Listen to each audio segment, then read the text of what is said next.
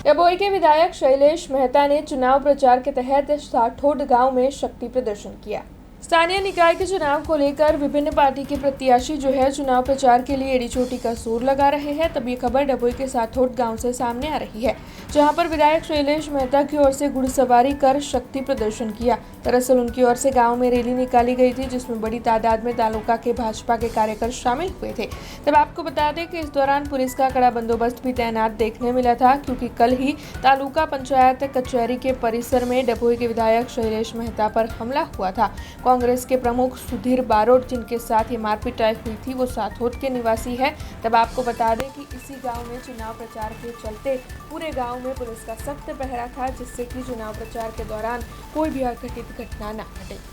स्थानिक स्वराजनी चूंटણીઓનો માહોલ પકડાઈ ગયો છે ને આજે અમે સાઠોદમાં અમારા કાયાવરણ જિલ્લા પંચાયતના ઉમેદવાર રાકેશભાઈ ઠાકોર અને સાઠોદ તાલુકા પંચાયતના ઉમેદવાર વૈશાલીબેન પટેલના પ્રચાર અર્થે સાઠોદ ગામમાં ફરી રહ્યા છે। મોટી સંખ્યામાં કાર્યકરો આગેવાનો અહીંયા ઉપસ્થિત છે।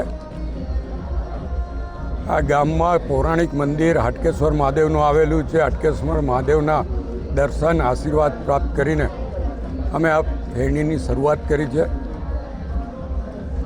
વર્ષો પહેલાં આ ગામ બ્રાહ્મણોના ગામ તરીકે ઓળખાતું હતું અને એટલે જ આ પૌરાણિક મંદિર મહાદેવનું અહીંયા આગળ આવેલું છે। એનો હમણાં જીર્ણોદ્ધાર પણ થયો છે અને અત્યારે આ ગામના તમામ આગેવાનો અમારી જોડે ફેરણીમાં જોડાયા છે અને તાલુકામાંથી ભારતીય જનતા પક્ષના આગેવાનો પણ આ ફેરણીના કાર્યક્રમમાં જોડાયા છે। દરેક જગ્યાએથી સુંદર આવકાર મળ્યો છે।